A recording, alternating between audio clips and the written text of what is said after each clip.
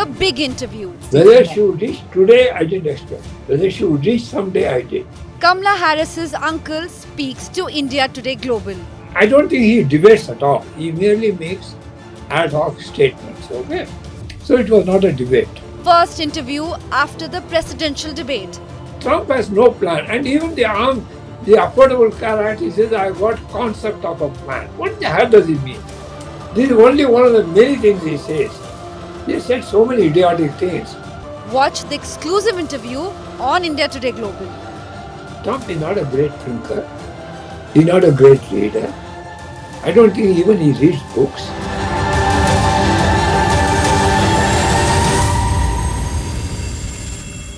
The first big face-off took place between Vice President Kamala Harris and Republican candidate, former President of the United States of America, Donald Trump.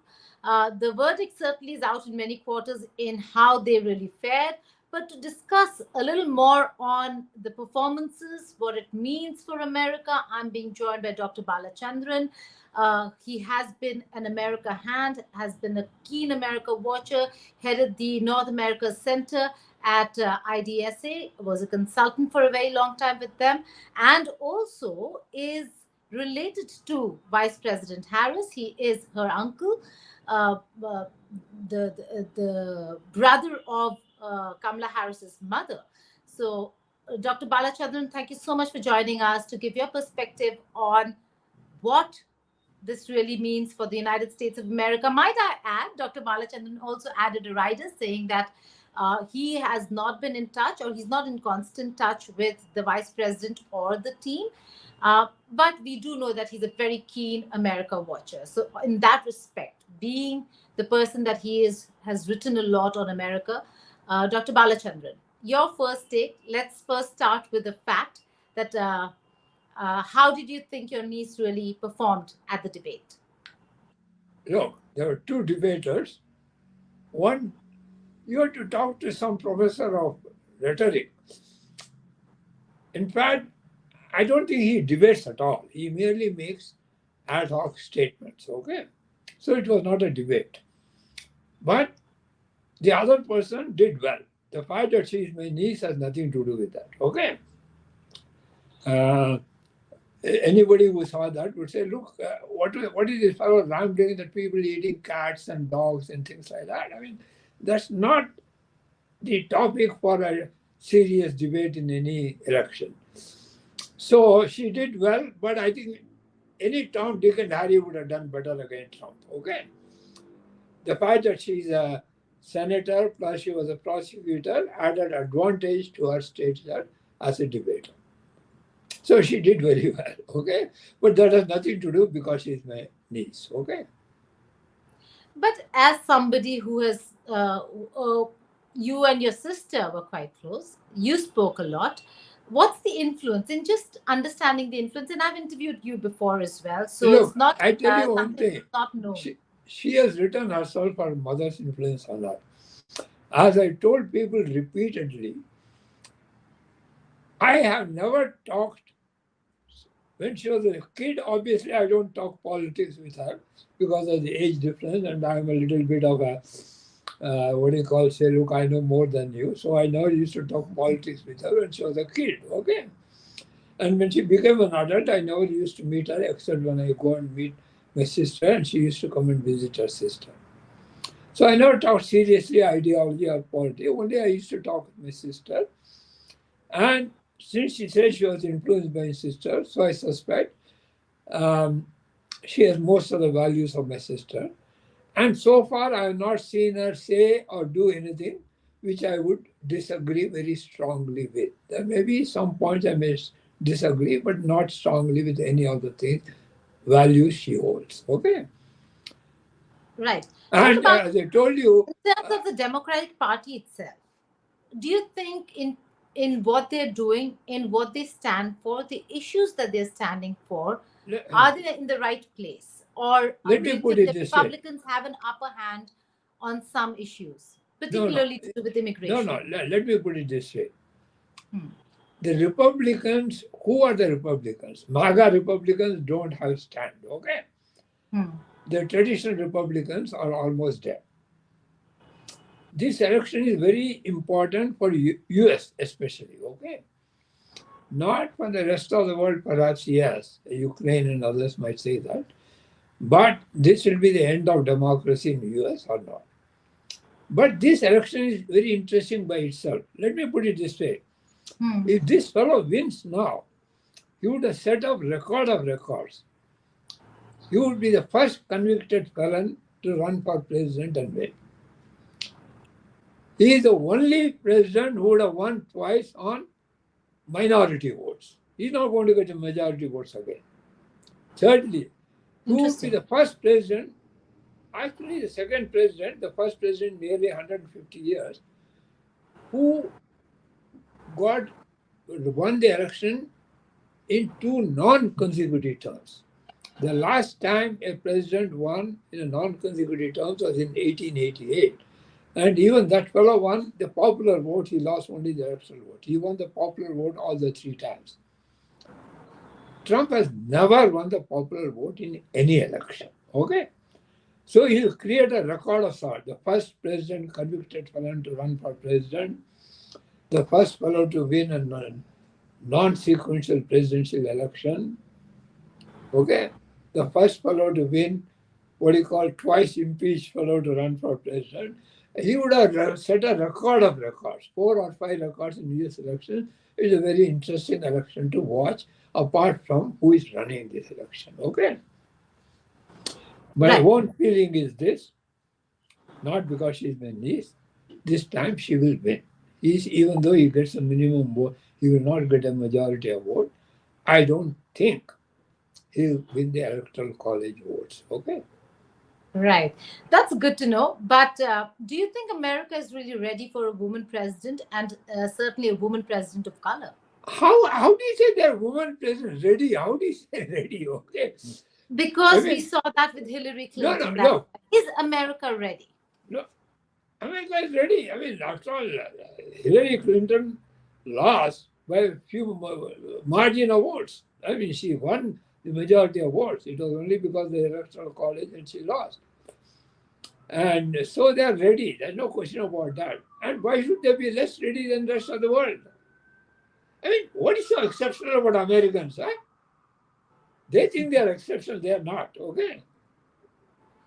Okay. In terms of immigration, we have seen that the Democrats are a bit on the back foot on the border question.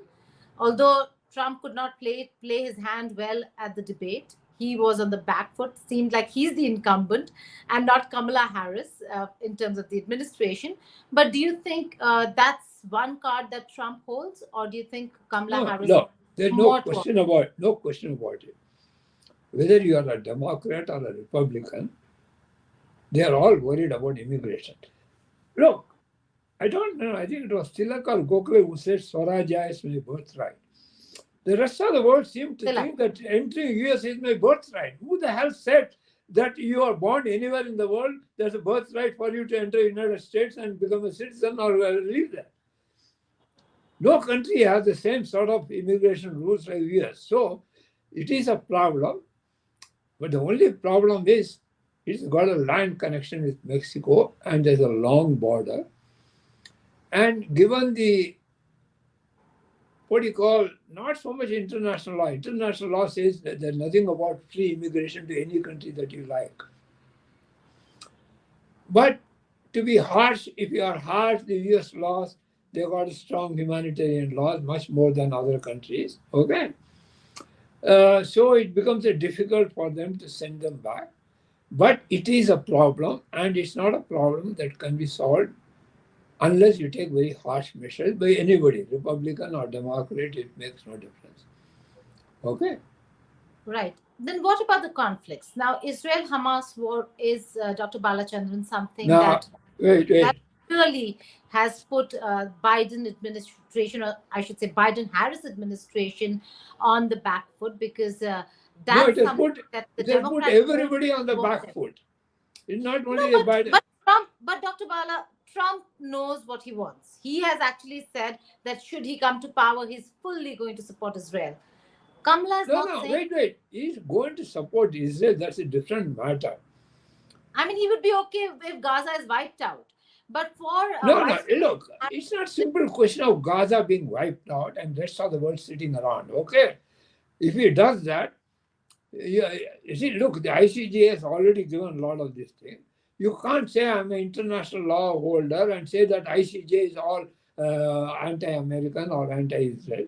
So it's not that simple. Even that fellow talks a lot. If I be elected, I'll stop Ukraine war. What's he going to do? I mean, he talks a lot.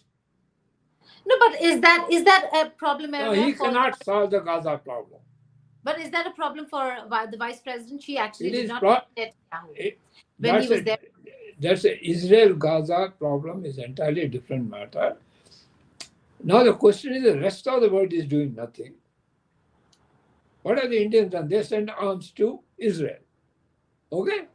When the rest of the world saying we are not going to send arms, the European Union has got an arms embargo. India also gladly sells bombs to Israel. So let's not talk about US. The whole world is complicit in the Palestinian issue. They all talk about two state. Nobody says what's a true state. Okay? So it's a common thing that we should be all happy. We should like state. What they've been talking for years, nothing has been done, and nothing will be done. So this is a very complicated problem. I don't think Democrats or Republicans can solve it by themselves. Dr. Bala, when it comes to the domestic issues, again, this is an incumbent we're talking about, Vice President Harris versus Trump, who actually questioned the government on unemployment, jobs, economy, and the things that he do, especially the things they've done with China, as opposed to what was promised in terms of supply chain resilience, so on and so forth. Do you think that also could be a concern for the Biden-Harris administration, particularly for the Democratic candidate? Look, for him to say that I'm going to increase the tariff and do something, tariff is not that the foreigners pay, it's the US customers pay. The inflation will go up. I mean, let's not talk about Trump has no plan. And even the Affordable Care Act, he says, I got concept of a plan. What the hell does it mean? So let's not talk about what, if Trump is president, he has got no viable plan for any of the problems that the US faces. Okay? Right. So there's no point in talking. Now the question is, you may say whether the US voter is intelligent enough to understand that. That's a different matter. Are they?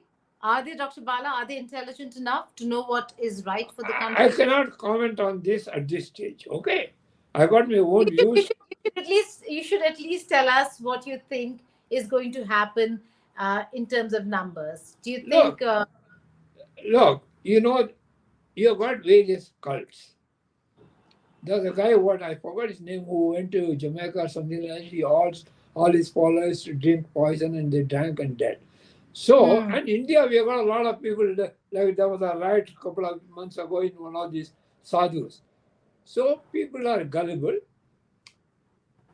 At this point in time, I think the US residents are a little bit more gullible than the rest of the world. They are not always gullible, okay? After all, they elected Obama, okay? But, you might, if you are a Indian Hindu fellow, you might say this is the stars, what can we do, this is all written, all those things you can say. But it is also, I think, at this point, the thing is, and you've got a lot of other things going on, social media and all those sort of stuff, which are all new media. So there are a lot of things are happening, which makes people confused. And when you're confused, you take the simplest thing. Instead of talking about immigration, you can say they eat cats and dogs. It's easier to... I was just coming to that. Yeah, okay.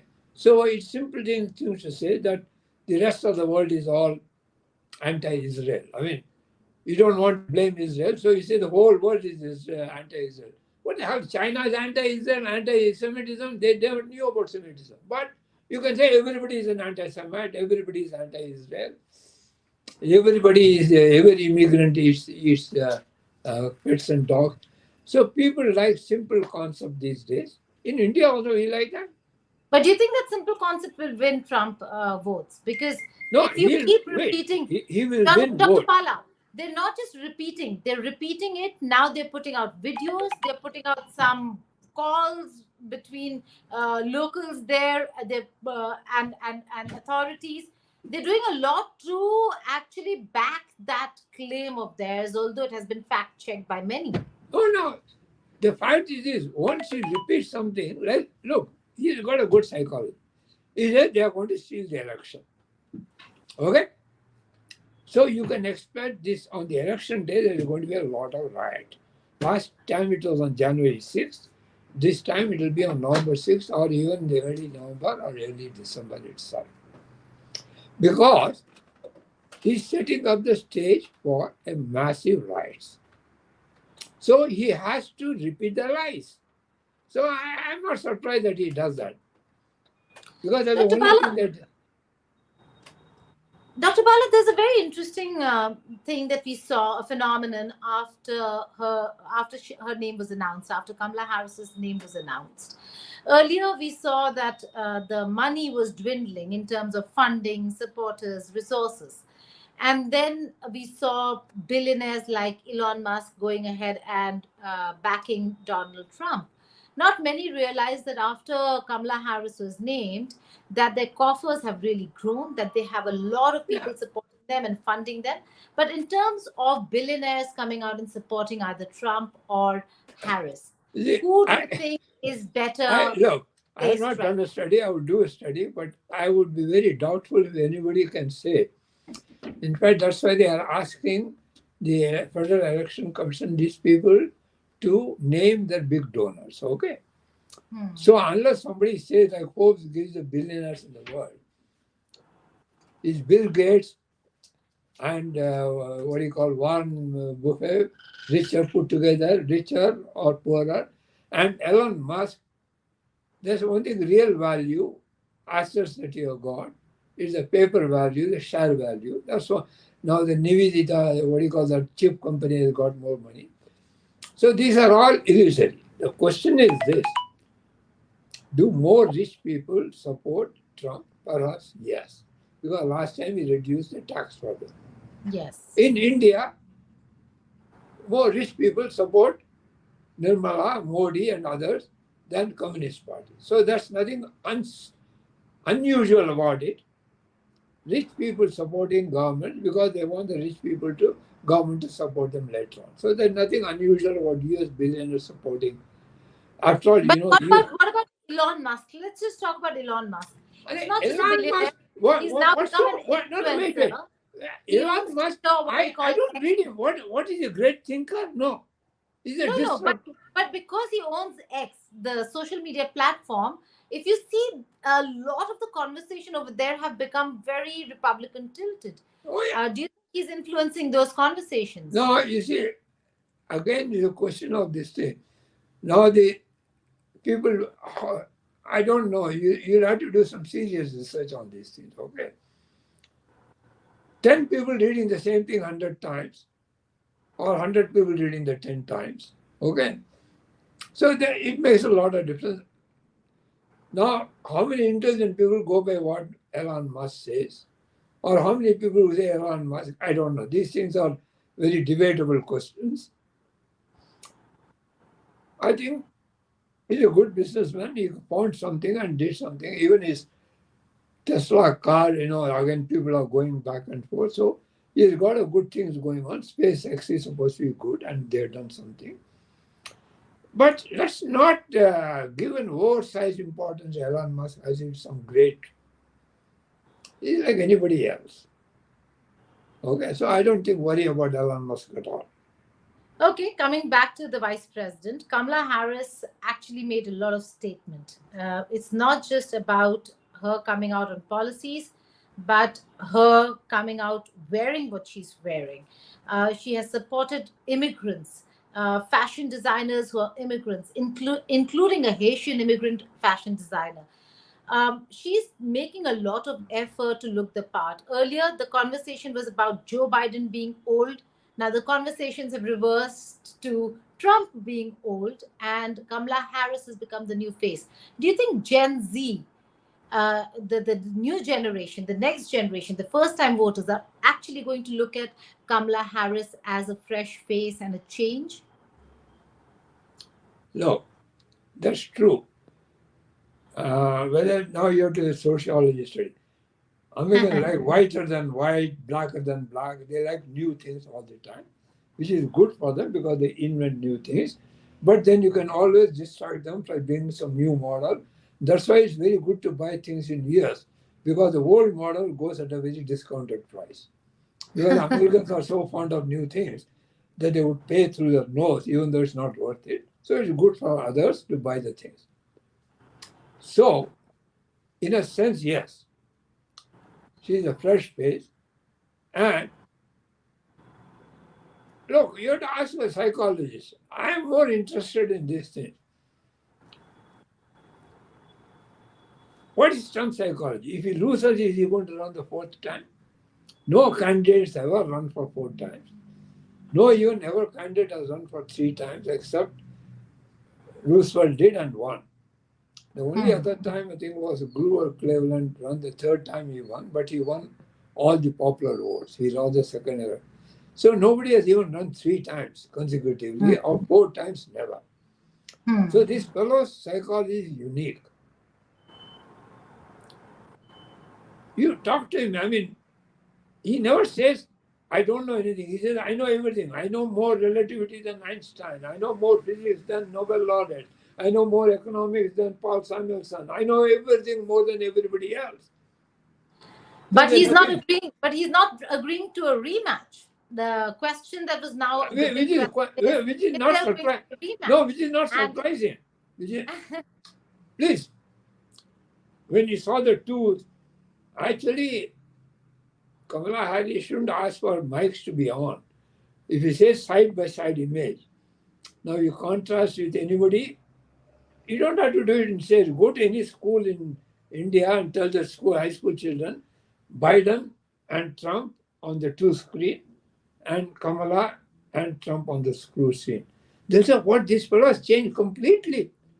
He looks now dull, with a sour face, So, he doesn't want to go again.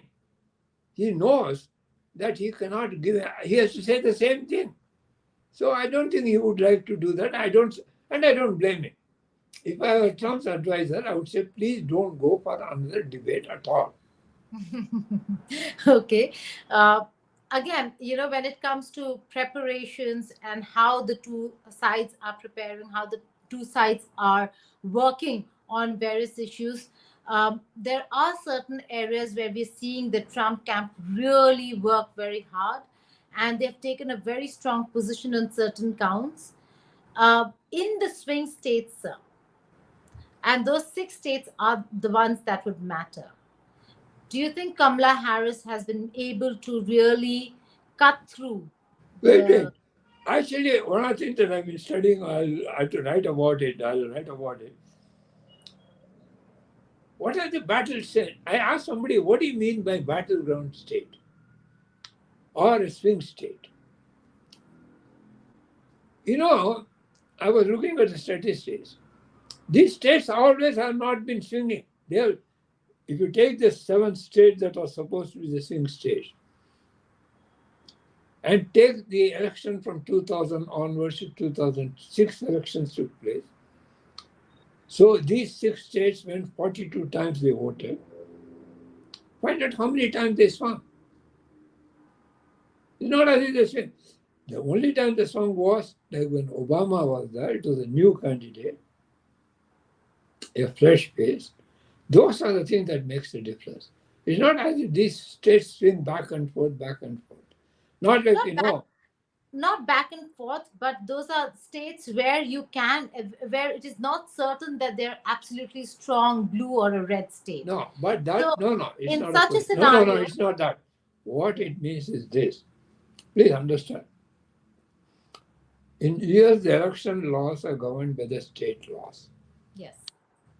Now, it's no point in saying that I got 100 people supporting me will vote for me if those 100 people can't go and vote. Now, if you look at the voter participation, the black voter participation increased only twice, in 2008 and 2012 when Obama ran. Now, most of the states have changed the electoral rules. And unlike in India, where there's a central election commission says who won the election, in state it's up to the state electoral certificate board. In most of the states, they change the rules. For instance, Georgia has said that not even a district administration, taluk administration can withhold the results of the election till they are satisfied. It will go to courts. I think what Trump is depending on is these people to bring cases, the cases to go to courts, and the courts are, especially Supreme Court, is now stacked entirely in Trump's favor. So if it goes to Supreme Court, they'll automatically decide in favor of Trump, and he says, I'll win. Yeah. Okay. So it has nothing to do with swing states. I don't think anybody has some. I asked a lot of people, what do you mean by swing state? How many times has a state sung? Okay, but do you think what the battleground say? Normally people say 3%. Okay. In the last so many elections, only about 20 times some people have won more than with 3% in many other states. But then do you think they'll sway the Democratic way? Let me just put it that way. Let's put it this way. 0.5% voting this way will change it. Question is this: will they be allowed to go and vote? That's all. For instance, if you are living, say, in Malviya Nagar, and your voting booth is in Old Delhi, are you going to vote? So the electoral booths are entirely up to the state to determine where they put the vote. So they put it in such a way that people who don't have their own car or transport can't go and vote. 2, in India, election day is a holiday. You are a paid holiday. In state, it is not. So if you are a worker, would you want to go and lose wage to vote and pay? So there are a lot of things that determine the voting rate in states. It's not people who support Kamala or Trump. I don't think the majority of the Americans support Trump. But a lot of people who support Kamala will find it difficult to go and vote on that day. Dr. Balachandran, there's another question that Trump has had posed, and a controversial one at that, had to do with her race. That he questioned her being black, and he said that, she sometimes I hear she is, sometimes I hear she's not. And Kamala Harris has been very proud to be of mixed descent, African American or black, and of Indian origin. But we do see that this also, we see that this also is something that he tried to rake up. No, wait a minute. I've been asked this question so many times, especially in India. How is she an Indian? Why does she say bring back her black roots? I used to tell people, look, when I was in States, till 10 years ago, the Indian community in States used to be deadly, not scared, just like in India, about the blacks. When I was in States, I used to have a lot of Afro-American friends. People used to say, oh, you're going there? You're living in what area? It's a black area. I said, bloody hell, they are worried about me. I'm a black, they are a black, so people avoid me. I don't avoid them. 2, when Shamla was in Berkeley, she was very much involved in civil rights movement. Yes. Indians have never been involved in civil rights movement till about 10 years ago. So automatically they say, look, she's moving with a black. Probably she didn't have many other close Indian friends. She was brought up in a black community. She went to an Afro-American school. All her friends were Afro-American. Her godmother was an Afro-American. Therefore, naturally. So I said, why are you saying that? And two, what are we talking about in India? We have got bloody hell anti-conversion marriages. She married a Christian, I married a Christian. And you say you tell her that don't marry Christian and she's a marry a Christian. What are you going to do? So what rubbish are you talking? I used to be asked this question in India a number of times. I said, don't ask silly questions. And I would say the same thing to Trump. Okay? So she knows who she is. Her mother brought her. And in fact, look, if at all, unfortunately, my father is dead. I mean, he's more than 100 years old if he had been alive. She had taught more politics with him than she has done with me. She writes in her own book. She used to walk with my father and ask him all questions.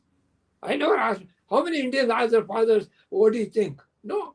And now they may do that, not in old age, okay, old times. So it's all silly to say whether she's Indian or black or something like that. Well, which means that she was in a very politically active in terms of speaking, in terms of conversation environment with her mother, grandfather, father, all of them speaking about equality, civil rights, so on and so forth. Look, her father, although, I don't know, I've not met him recently, he's a Marxist economist. He follows the Cambridge School of Economics. He was an activist. Shamla was an activist. Kamala was an activist. So naturally it runs in their blood. I'm not an activist, although people say I should be, I'm not, okay? Although I write a lot. It runs in the blood for sure. Okay, so that's natural. Her upbringing has been political, okay? Very interesting, Dr. Bala. Your daughter and the vice president are kind of close. They do have conversations. They do meet up also because she's an American. They do that. In terms of how close-knit she is, how she tries to keep in touch, she always remembers birthdays. She keeps in touch with my daughter very often. She calls her, talks to her, does something. Even if I want to convey something to Kamala, I tell my daughter, please tell Kamala. I don't call Kamala that, okay? That way, Kamala But she calls you. She does not miss your birthday. No, she calls me only on my birthday. I don't call her on her birthday because I don't know what her birthday is. Okay? Okay.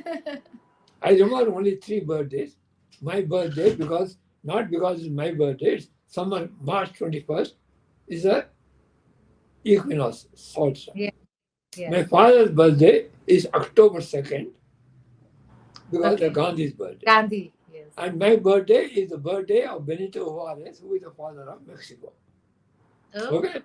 And my younger sister's birthday I remember because she was born on February 29th. Okay. These are the only 3 birthdays I remember. All right. Okay. But just a few personal questions before I let you go, because I know that the primary focus has been on how you're looking at the elections, and that's really very important. But just coming back to the upbringing and how close the family is in terms of the kids of the family, it does seem like she makes it a point, that Kamala Harris makes it a point to stay in touch. No, I've seen her with her nieces. I've seen her with Maya. We follow. I've seen, not personally, but we follow her, follow what she does. She ensures that she's engaging the children of the family as well. So this entire thing of the Trump camp calling her a childless cat lady really backfires in many ways. Oh yeah. Because Look, she's a you can write a whole dictionary about the things that Trump says which backfires. Okay. This is only one of the many things he says. He has said so many idiotic things. Like I told somebody, I think Al Jazeera, I wish Trump were my nephew than Kamala my niece, because Trump is such a corrupt fellow. I would have made millions if he was my nephew. Whereas Kamala my niece, she don't even pay to send any contribution to my campaign. So I told them I told on live, they didn't expect that. I said, I wish Trump were my nephew because he's such a corrupt fellow. I would have made a lot of money by now. So let's not talk about Trump. I mean, he's the only thing Trump, you talk about Hitler not because he's a great thinker, right? Trump is not a great thinker. He's not a great reader. I don't think even he reads books. It's only a quirk of fate and circumstance and the sorry state the Republican Party is in. And secondly, one thing, that I must say that the US is the only country that says what people thought 200 years ago holds good today. I mean, the Electoral College is an idiotic concept. It was all right those times. Today, the Electoral College is a dead duck. But still, you can't change the Constitution, okay? So they seem to believe that somehow 200 years ago, all those people were, like we talk all our sages, like our Modi says, or we say that we invented plane, we invented head transplant. They seem to think 200 years ago, the people who wrote the Constitution were somehow divinely gifted, okay? So what they said holds forever true. That even the US Supreme Court judges subscribe to that view, originalist thinking, you can't do anything about it. Only thing, we are glad, fortunately, even if he runs for president, he can win only another 1/4 term. But that 4 terms will be devastating for US. Kamala Harris, the one major maybe criticism is that would come her way, and what would you think? And this I ask you as an uncle too, that she's not done too many interviews after being named. She has been very relaxed. You're right. And the one interview she did was not very impressive. No, you're right. For instance, wait, you're right. An economic policy on a TV interview, unless you do a long extended interview, because if A likes it, B will say, I don't like it. If B likes it, A. You see, when India had a nuclear doctrine, people used to ask me, I said, you can have any 10 Indians design a nuclear doctrine, there will be 10 people who will say it is wrong. Okay? So please do not expect a serious person to explain. Unless in economics, you can say draw graphs and things like that. In 5 minutes interview on a question, and no interviewer is going to sit around and ask for what is inflation, what is Phillips curve, and all those sort of stuff. But I think she can do a few more interviews to explain her point of view, and people would love you're right. You're right. She could do that. There are plus and minus. If she does an interview, you can take it for granted. Not everybody will be happy. Therefore, people who are saying that she didn't give an interview will also say she gave a bad interview. You can't please anybody all with an interview. So you make a judgment call. I might do differently. Now we have been talking for a half an hour. You think a TV interview will let us speak for a half an hour like that? No, they'll edit it. No. And even when I do something edit, they give a title different. How many times I've seen journalists write something and the sub-editor gives a title which is entirely different from what the text says. So you might say she should give more interviews. There's plus and minus. I don't know what her advisors say of the plus and minus. What would you have advised her? To speak more or speak less? On certain subjects, speak more. On certain subjects, not on economic issues on the interview. Not on economic, but so much to really talk about. Okay, now let's take. See, on any subject you take, and especially when people are trying to find why it should be wrong. Say, even on Israel, Gaza, she can't say anything without half saying she's wrong, half saying she's right. Now, if you are in a close election, do you want half people say you're wrong? You say I don't know what you're saying. Rather than people saying you're wrong and people saying you're right. Is she carrying the baggage of the Biden administration, Dr. Bala? Oh, yeah, she does. But please understand. I wrote, when she became vice president, somebody said about the vice president. There's a statement by, I think, a vice president of US, one vice president, I forgot his name. He said, my only job is to read the newspapers in the morning and see that the president has not died. Other than that, I got nothing to do. Oh, sorry. And two, Kamala Harris exercised her vote in the Senate more times than most of the vice presidents put together this century. True. Because a lot of legislation which Biden claims credit, and he should, would not have passed except for Kamala putting the tying vote, which is the reason she could not leave Washington for the first 2 years at all. Yes, the US vice president is the least effective job in the world. Your only job is to go to the Senate, preside over it, and read the paper to see the president has not died. They got no executive power. They got nothing to do. Did you ever imagine, sir, that your niece will reach where she has reached today? That she could very well be the next No. president of the United States? Whether she would reach today, I didn't expect. Whether she would reach someday, I did. You did? You expected? Yeah, look, from San Francisco District Attorney to the California State Attorney General to the Senator of California. Where do you go from there? Either you become a governor of California or you become the president or you become a Supreme Court judge. Did she have presidential ambitions in life? I suppose she should have had. Otherwise, what's the point in getting into US politics unless you have the aspect to become the highest position in the country? I'm sure she did. I would be disappointed if she said, I never thought I wanted to be president. I would say, pretty silly. You want to do a lot of things and you think you can do without being the president. So, no, I'm sure she had an ambition to be president. Whether this time in 2020 she was, that I can't say.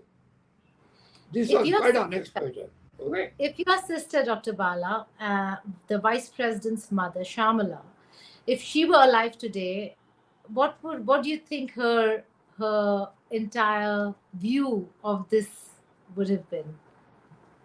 A proud mother? Wait. So, Gita, I ask critical mother who would say, your you're father going to be becomes, you should do this.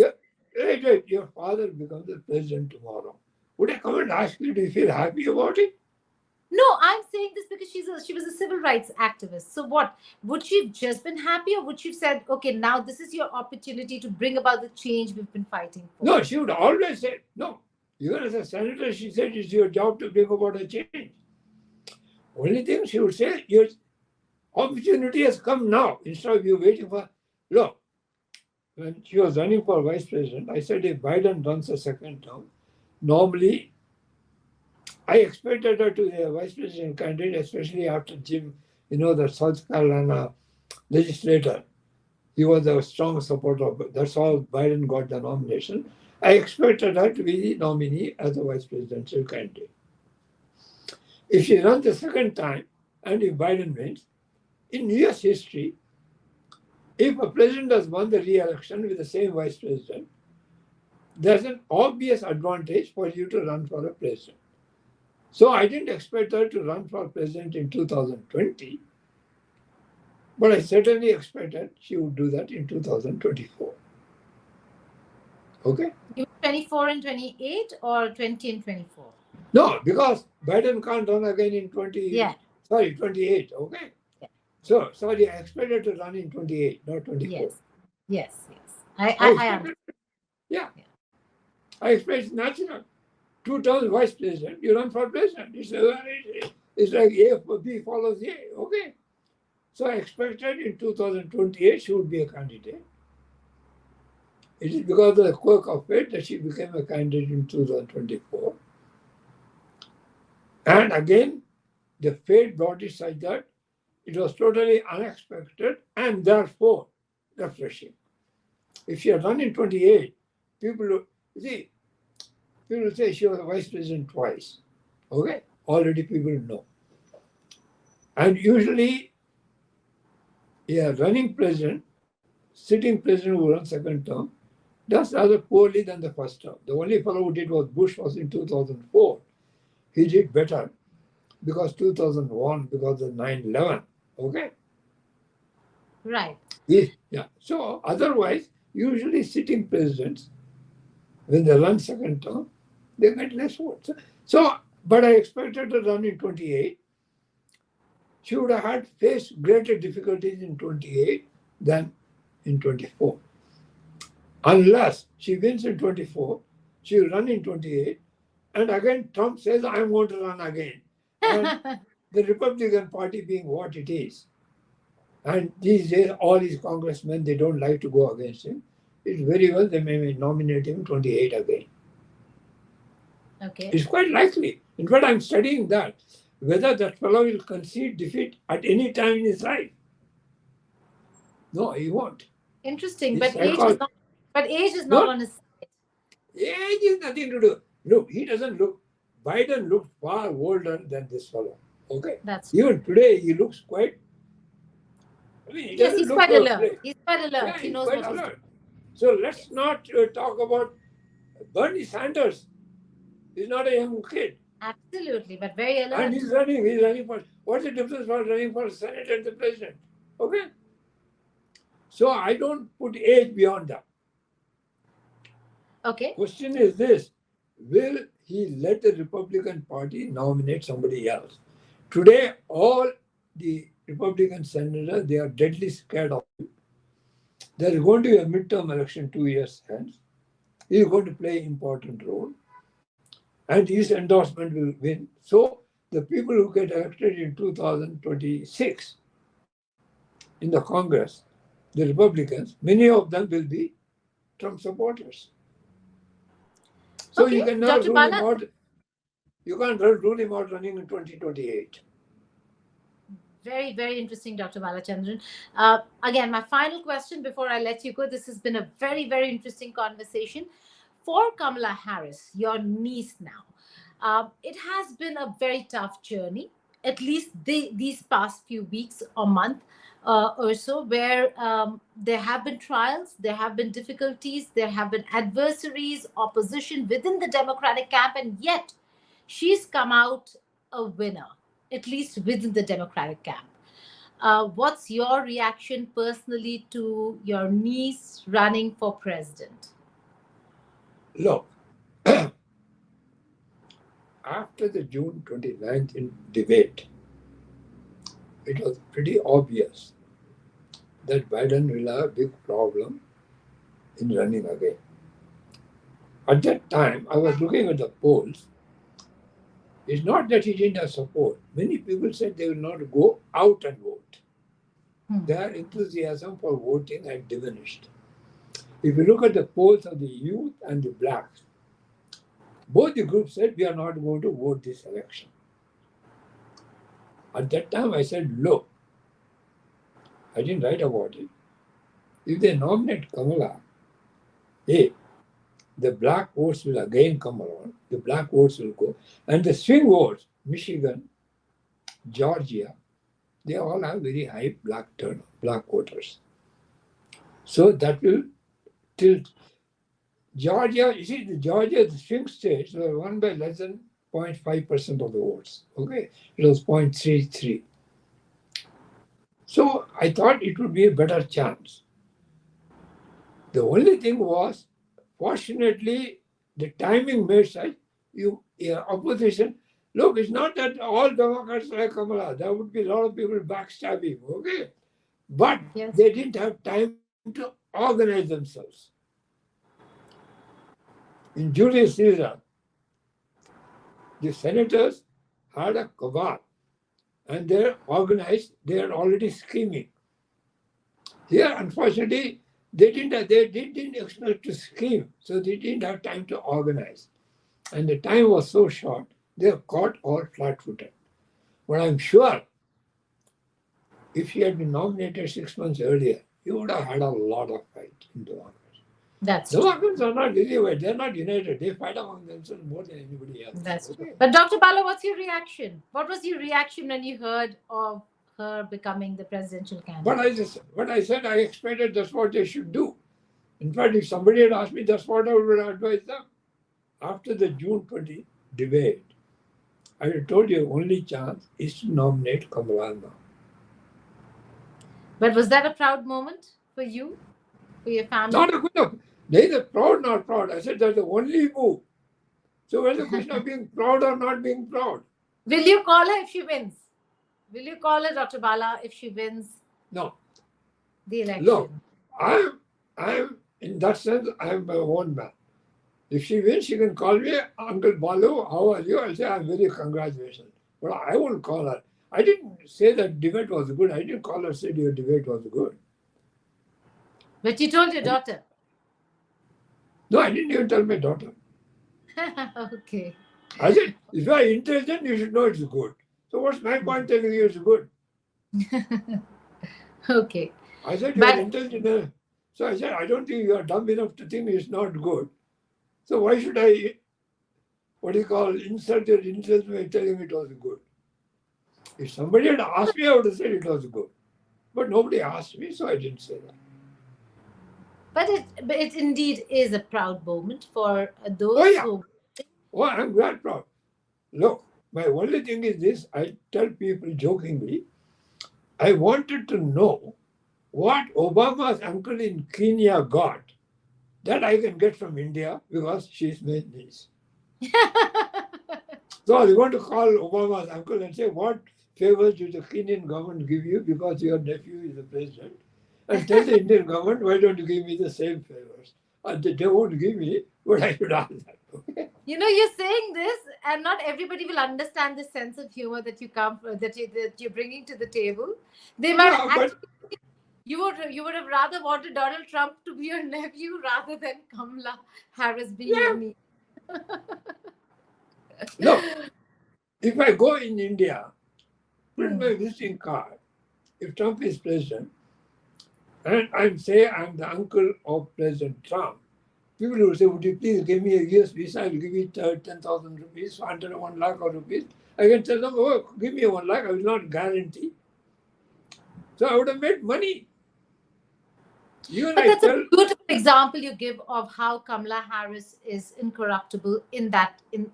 Oh yeah, that I'm happy, but that I said, what should I say? Look, all my family are incorruptible, which is why we are poor. Thank you so much, Dr. Balachandran, for speaking to us and sharing your opinion on the elections, as also on your niece Kamala Harris. Thank you so much. And ask me what other things. I write about it.